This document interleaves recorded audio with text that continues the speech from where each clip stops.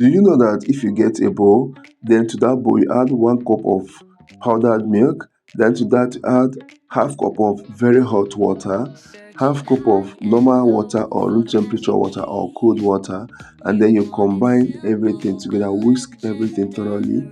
Then make sure that the temperature of this mixture is not too hot and not too cold. It's going to be lukewarm. Okay, now you will stir everything just like this. You're going to then take out some of this milk and keep aside. Then you need a yogurt or a starter culture. Make sure that the starter culture has not expired.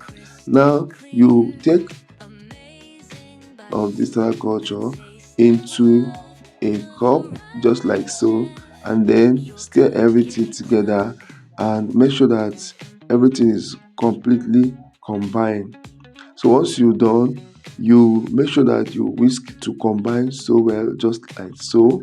Then go ahead and sift this mixture.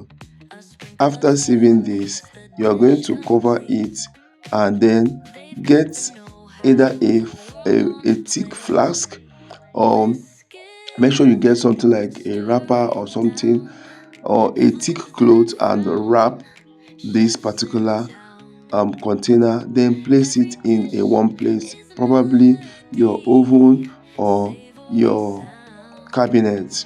So after 24 hours you take this out, then open it. You're going to find out that the milk has thickened up just like so. Okay, this is the first stage of making a Greek yogurt. Okay, now once your milk has thickened like this, you're going to get this sieve. Then you get also a mesh cloth or a chiffon cloth or a cheese cloth, anyone. Now you're going to transfer this first batch of yogurt you've made into this cheese cloth, and once you are done transferring it, you go ahead and then you tie it and then you keep it. So I tied it and I kept mine in the fridge for the next day. Okay, so you tie it and keep it till all the way, or the liquid from this particular mixture or this yogurt has drained out.